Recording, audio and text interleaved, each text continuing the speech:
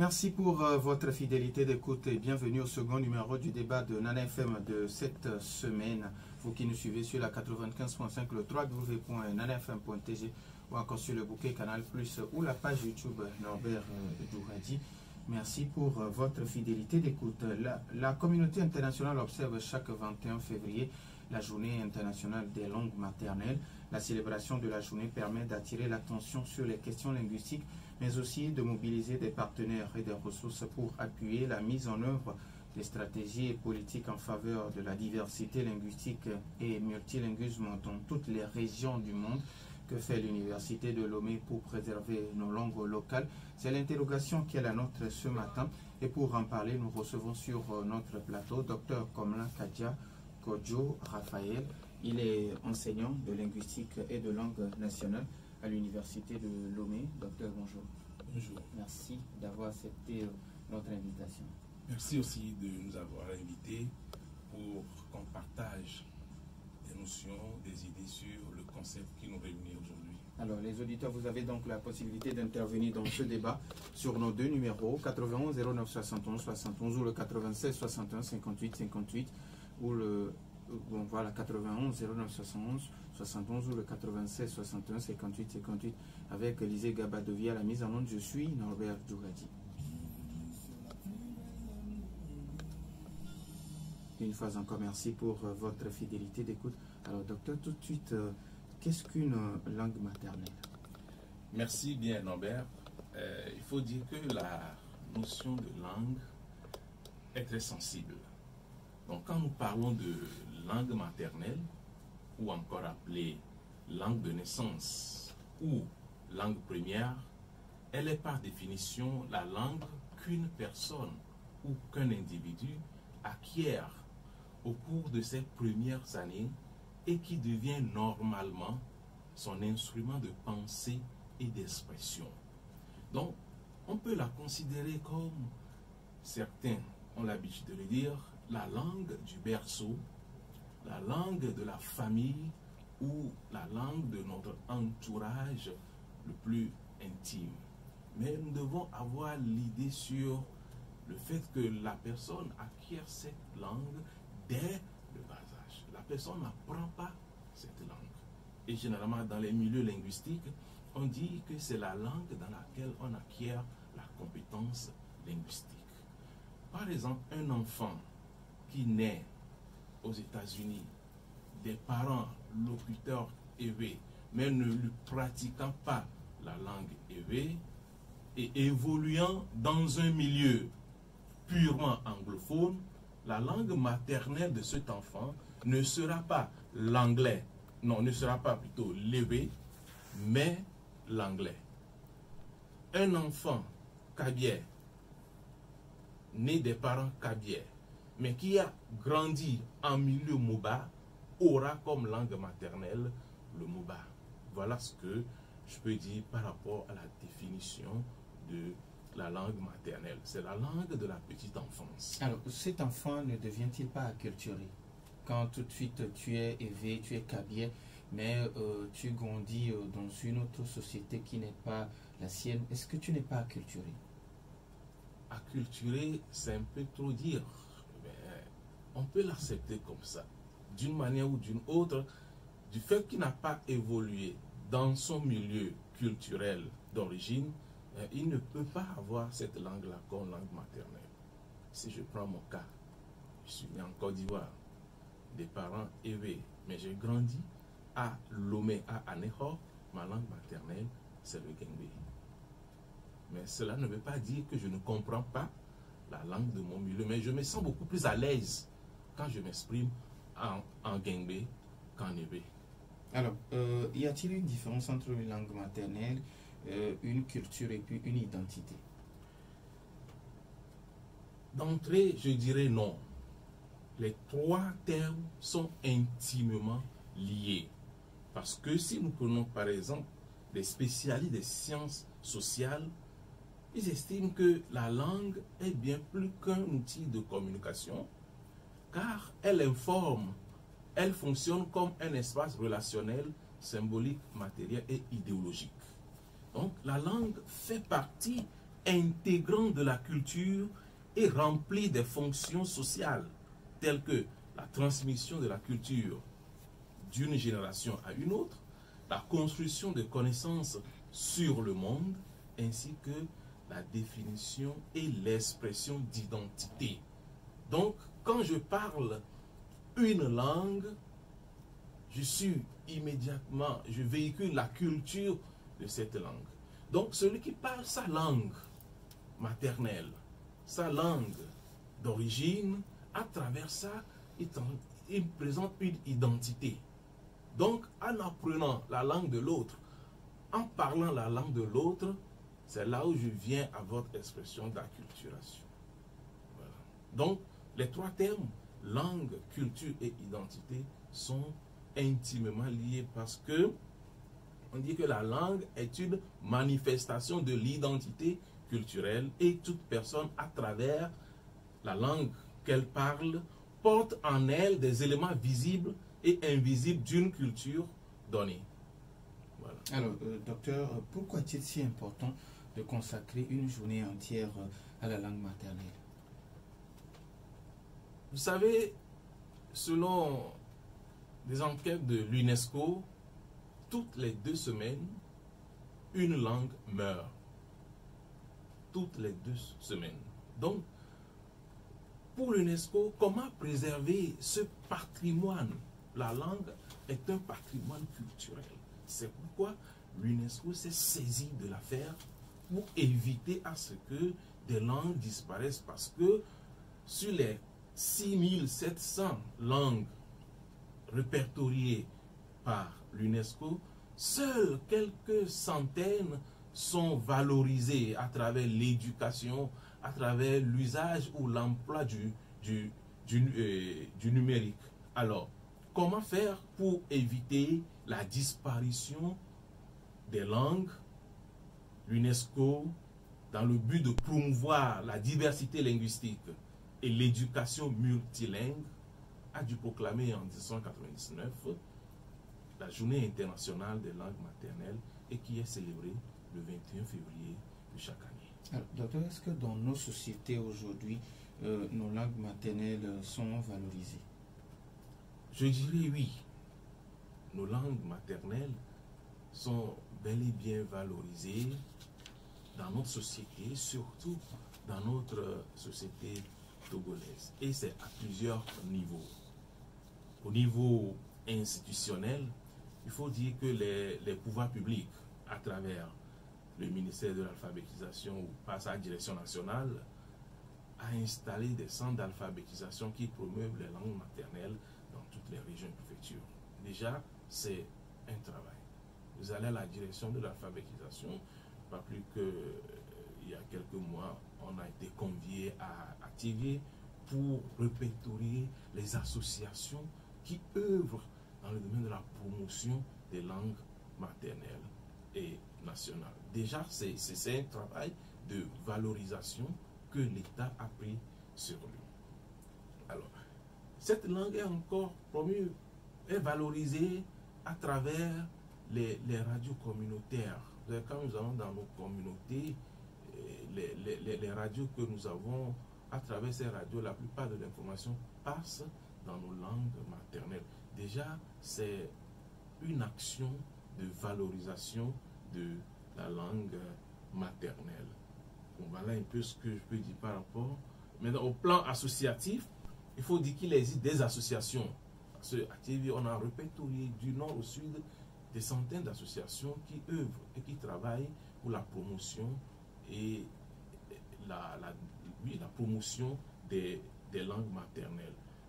Je peux donner à titre d'exemple, il y a la coordination pour la promotion des langues nationales, le COPLAN, qui travaille beaucoup sur le terrain. Et le COPLAN a pris en compte toutes les langues parlées sur le territoire national.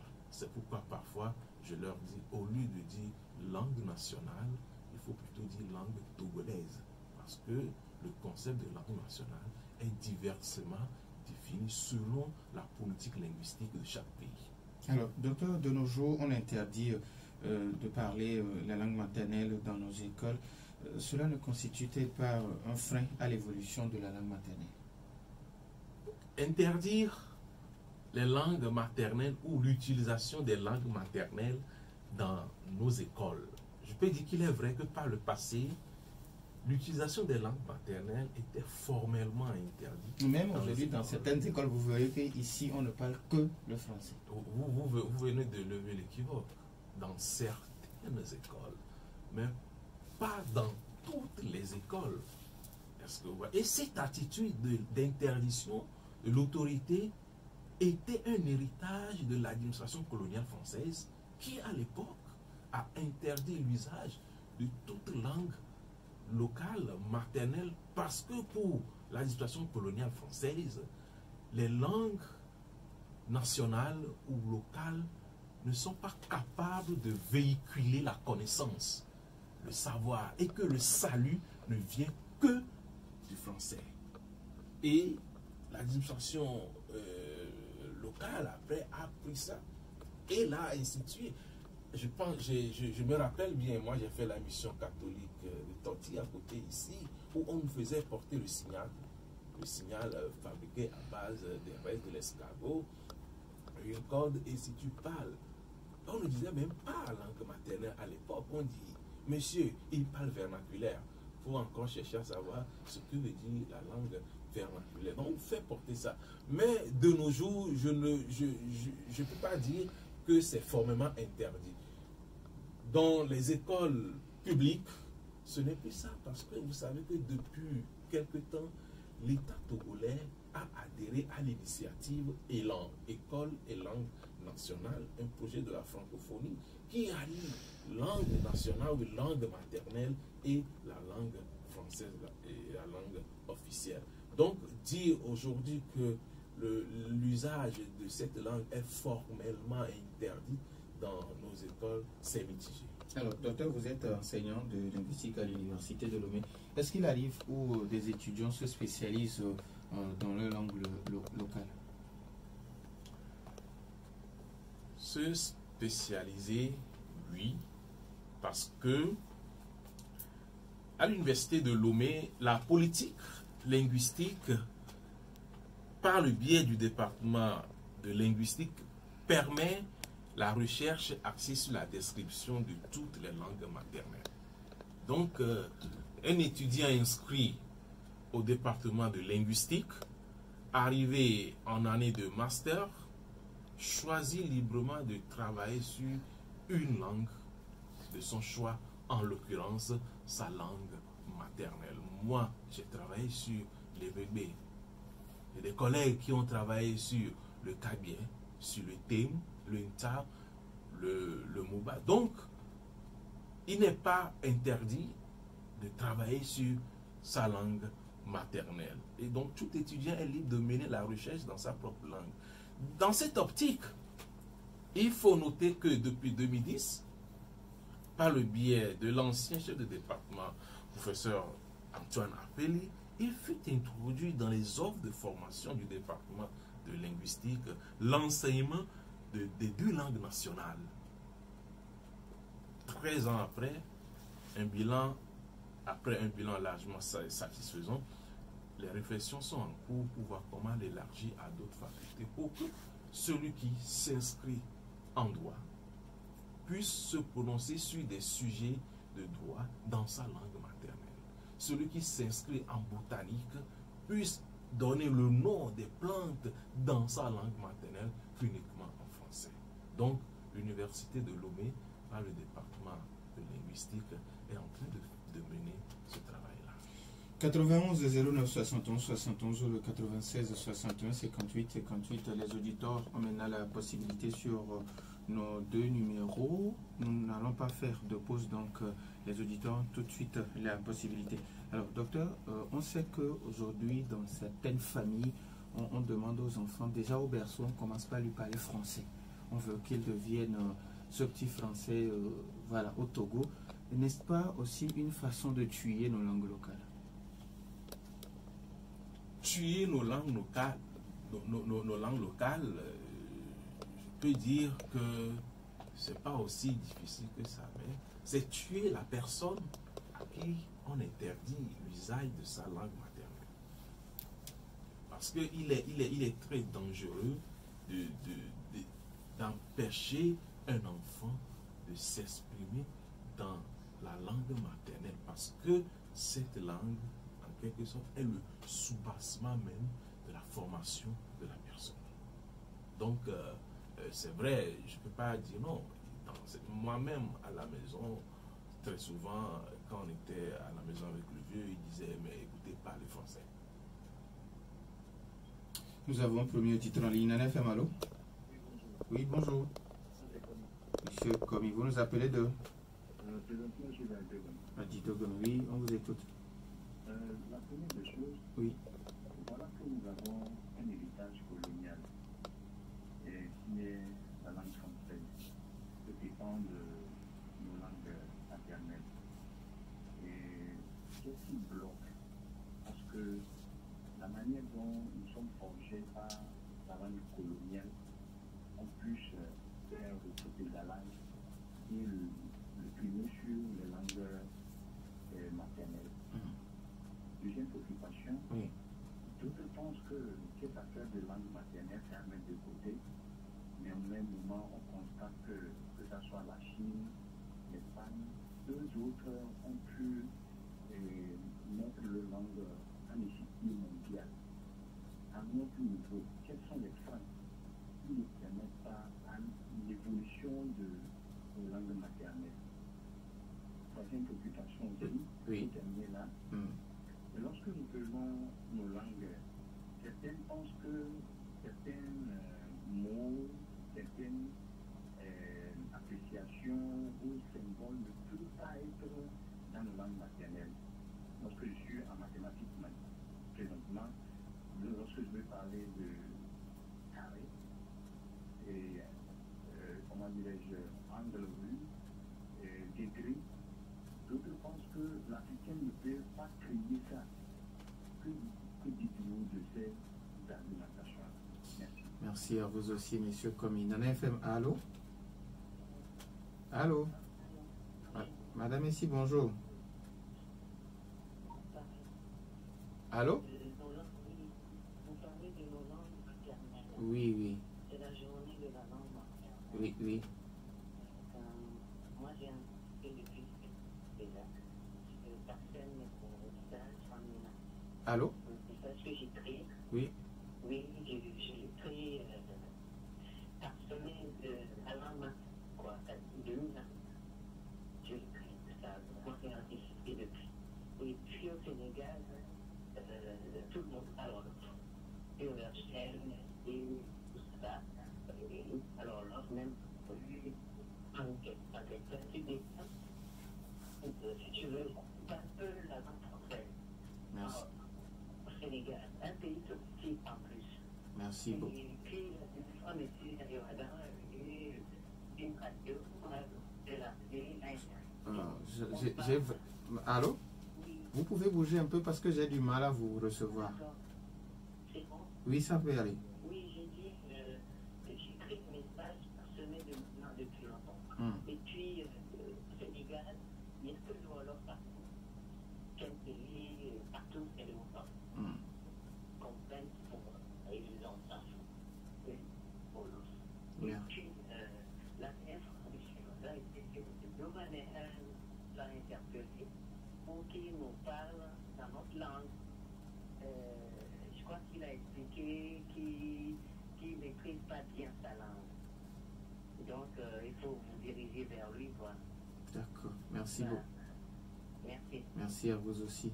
91 09 71 71, madame ici. Nana FM, allô? Allô? Oui, bonjour. Bonjour. Monsieur Folie. Monsieur Folie, vous nous appelez de?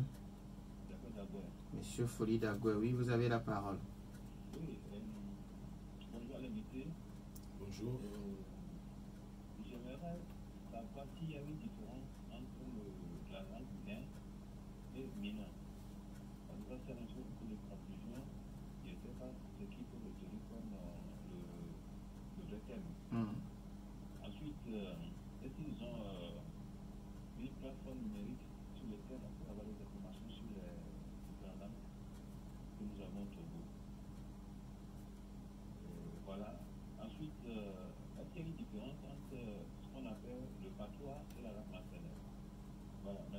Merci à vous aussi, Monsieur Folie Dagoué. Papa Sibiti, bonjour. Bonjour, le grand sorcier, Comment allez-vous? Bonjour, grand professeur. Bonjour. Bonjour. Bonjour. Bonjour, papa Sibiti. Bon, voyez, je remercie le professeur. Il a fait un grand développement des États-Unis en Europe totale. L'élément, le petit élément que je connais, c'est une langue, quand on ne la parle pas, elle meurt. Et nous sommes responsables de la mort de nos langues. Voyez, vous êtes minant, vous voulez parler français. Moi, j'ai un oncle dont je ne veux pas appeler l'ancien vice-président. Il n'a jamais, malgré ça, il n'a jamais parlé le français dans sa maison. C'est ça. Mais je ne comprends pas. Vous voyez, même quand on veut enseigner, les gens disent non, les messieurs disent non. On dit à madame, c'est mauvais. Mais quand vous voulez enseigner la langue, vous partez de la présentation, la fixation, de l'emploi. Mais l'exploitation, vous avez, sur un gabier, un mobile, quand il veut parler, il y a des dictons qu'il prononce le beurre, le beurre. Ils confondent, nous confondons compte tenu de notre origine. Mais c'est nous qui tuons la langue. Nous voulons compromettre le professeur, mon grand professeur. C'est surtout pour que les gens parlent leur langue dans leur maison avant d'aller à l'école. Parce qu'à l'école, le français, c'est statifié de 7h30 à 11h30. C'est le français. On ne parle pas votre langue, on n'enseigne pas. Donc, un mineur, nous avons compris le mineur en tant que police à l'école. Mais pour toucher à la voix, ce n'est pas un problème. Merci. Vous voulez vous êtes obligé de faire le vernaculaire quand vous voulez enseigner le langage, la lecture, les mathématiques, les calculs, tout ça. Merci beaucoup. Il y a beaucoup, je ne vais pas. Merci à Papa Sibiti. Nana fait malo? Oui, bonjour. Bonjour, madame. Avant, comment allez-vous? Je me porte très bien. Oui, allez-y, on vous écoute. Bonjour, docteur. Bonjour. Dans votre développement, il est clair que la langue est liée intrinsèquement à la vie sociale des communautés. Donc, par cela, on pourrait dire que certains peuvent l'utiliser ou bien l'ont utilisé pour coloniser d'autres dans le but de les affaiblir. Dans cette optique, nous constatons, comme beaucoup l'ont déjà dit, quelqu'un qui ne maîtrise pas sa langue est déjà un tant soit peu déconnecté de ses origines, c'est-à-dire de ses ancêtres. Comment cette personne pourrait-elle puiser maintenant l'énergie de ses ancêtres pour se valoriser? J'aimerais dire que je pense que à l'école, c'est l'instruction comme on nous a dit. L'éducation vient de la maison. Pourquoi dire et penser que l'instruction va surpasser l'éducation? C'est un peu là où je me pose des questions. Merci beaucoup, Armand. On prend le tour des dernier auditeur. Nana fait malo? Bonjour. Oui, bonjour, Massa. J'ai été pris STI. Ah. Bonjour à votre invité. Bonjour. Je voudrais vous poser la question. Oui. C'est un enfant africain, je dis, Taïwan Togolais, qui est né en Europe, en Allemagne par exemple. Il a quelle langue maternelle? Un enfant dont la maternelle et la mère sont usées. C'est quelle langue maternelle il a cet enfant? Parce que moi j'ai suivi au Sénégal, comme l'a dit tout à l'heure madame ici, que les instituteurs qui parlent de l'école primaire, quand ils donnent des explications aux élèves, ce que ça ne passe pas, c'est directement dans le Wolof que l'explication se passe. Puisque que moi je suis togolais, il y a nos enfants là-bas qui se sont plaints. Ils sont partis demander pourquoi ils ont dit mais ça c'est leur langue, c'est comme ça qu'ils peuvent expliquer aux enfants pour qu'ils puissent bien comprendre. Hier je parlais du français qu'on donne aux enfants au niveau du berceau, mais il me semble que les invités ne l'ont pas très bien compris. Oui. Et pour terminer, l'Afrique n'a pas été le continent le seul à être colonisé. La Chine, a été l'Inde, la Russie, tout ça là. Donc ces gens ont pu conserver leur langue.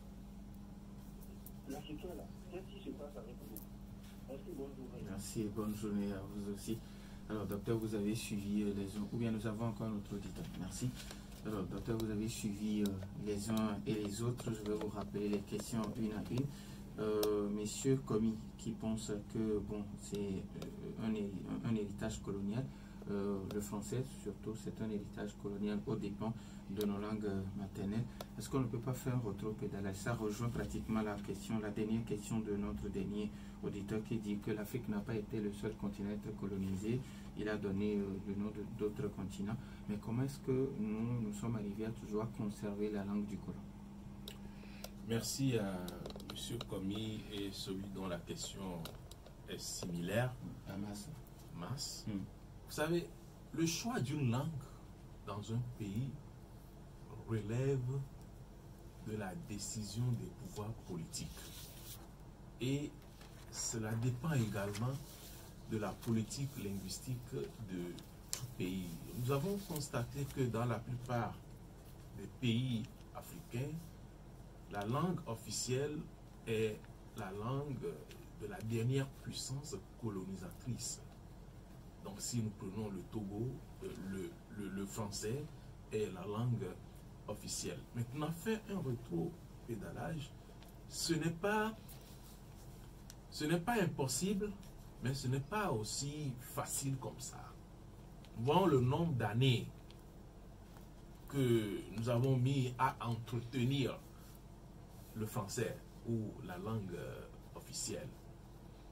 Se lever du jour au lendemain et dire, bon, aujourd'hui on laisse tomber le français, ça demande beaucoup, non seulement beaucoup de moyens financiers, des ressources humaines et des recherches, parce qu'il faut doter la langue de tous les moyens dont elle a besoin pour qu'on puisse l'utiliser, pas comme une langue matière, mais comme une langue d'enseignement.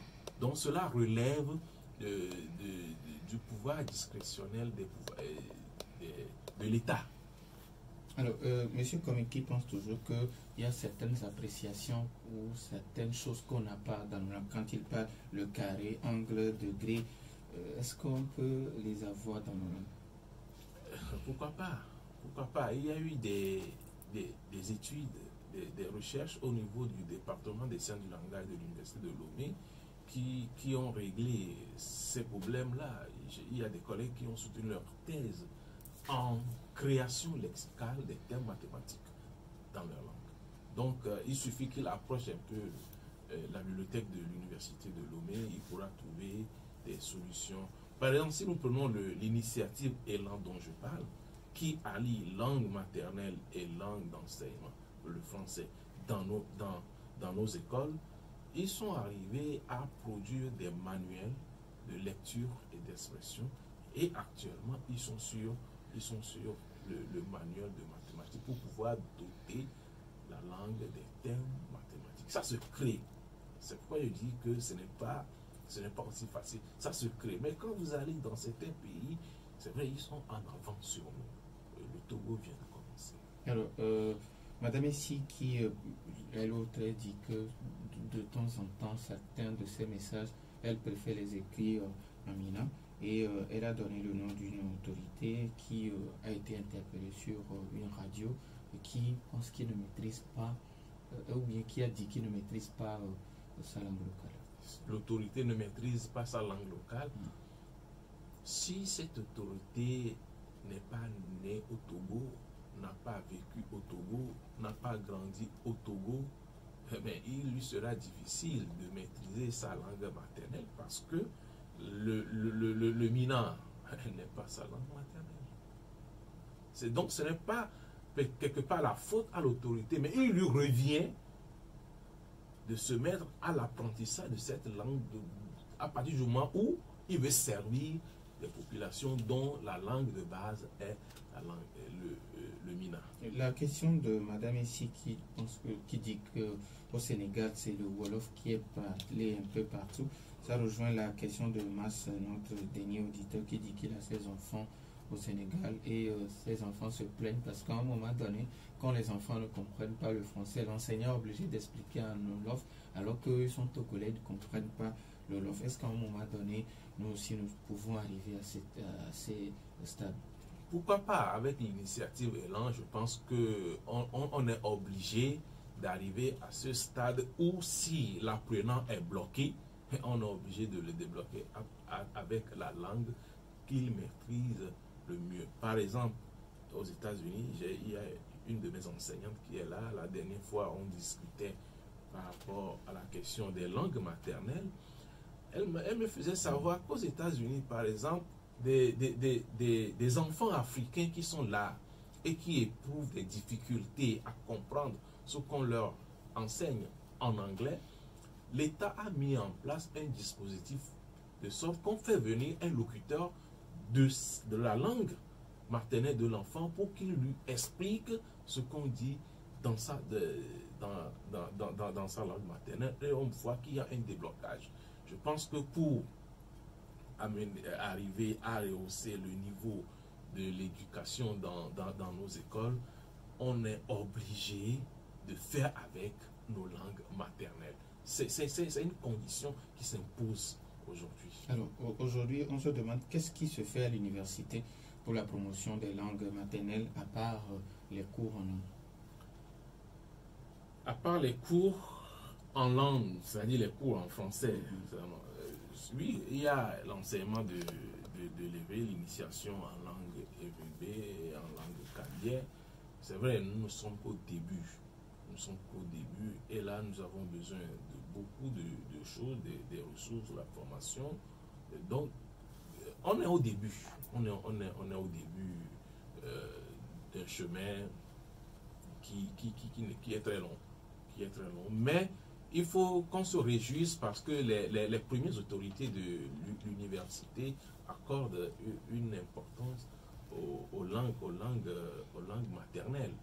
C'est pourquoi, par exemple, le centre de langue qui est actuellement créé à l'université de Lomé, et le président a instruit pour qu'il y ait une place pour les langues nationales togolaises. Monsieur Foli Dagua qui demande quelle est la différence entre le gain et le mina.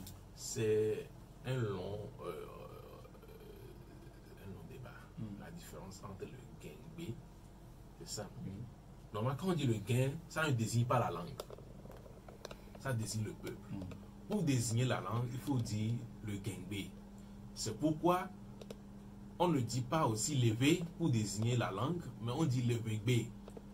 Parce que quand on dit levé, on a caricaturé le français. On est parti du français, c'est un calque. Donc c'est levé-bé, le gain-bé. En réalité, en l'état actuel, il n'y a pas de différence entre le gain-bé et le mina. Mais dans les milieux linguistiques, nous disons qu'il n'y a pas de langue qui s'appelle mina. La langue, c'est le gain-bé ou le gain-mina. Et c'est une affaire historique.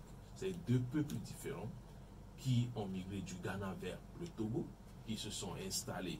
Un groupe à Aneho, un groupe de l'autre côté du fleuve, et le groupe qui se trouve à Aneho, c'est les Mina. Le groupe qui se trouve de l'autre côté, c'est les Gains. Les deux arrivés sur le site ont dû, par substitution linguistique, adopter l'évé sous sa variante Watibé, qui est parlée sur la côte avant leur arrivée. Donc, ayant adopté cette langue, ils parlaient le Watibé d'une manière pas très correcte, et les Wati les distinguaient par rapport à leur origine.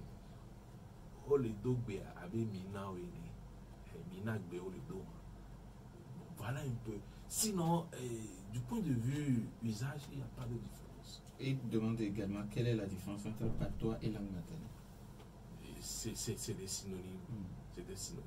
Okay. Le patois, c'est à un niveau un peu plus local que la langue maternelle. Est-ce que vous avez des plateformes numériques pour les langues locales parce que sûrement qu'il a envie de s'informer par rapport à un certain nombre de choses. Donc il demandait est-ce qu'aujourd'hui l'Université de Lomé a une plateforme dédiée aux langues locales? Pour le moment, non. Mais je pense qu'il peut se rapprocher au ministère, à la Direction nationale de l'alphabétisation. Il aura d'ample information. Papa Sibiti qui pense que nous sommes responsables de la mort de nos langues locales. Ah oui, un parent qui interdit systématiquement à son enfant et encore à la domestique de parler la langue maternelle qu'il juge excusez-moi, en langue maternelle.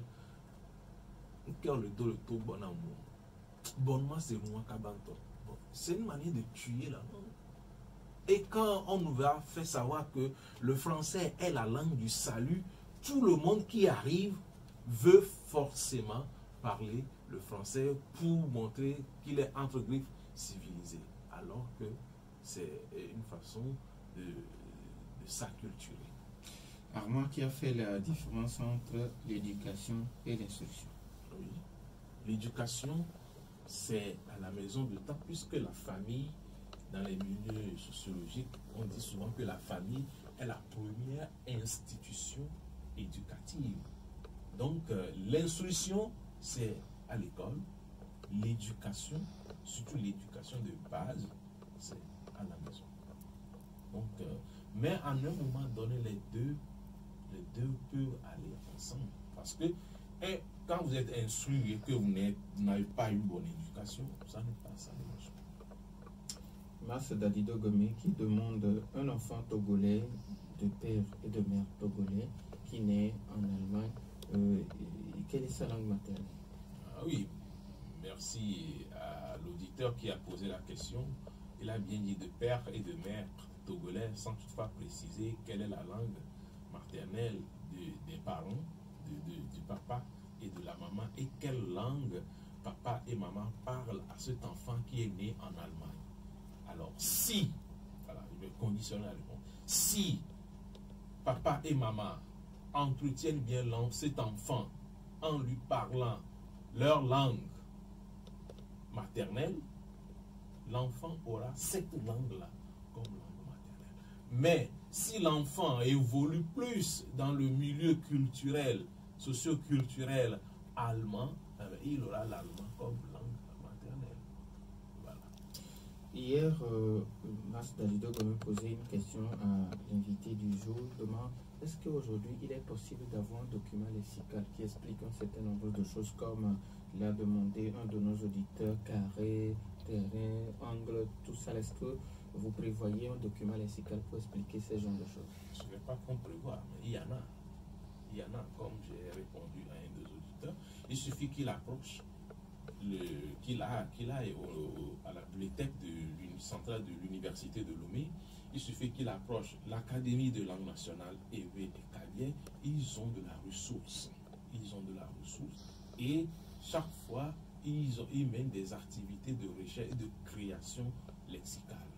Quel doit être le rôle des parents dans l'apprentissage de la langue locale?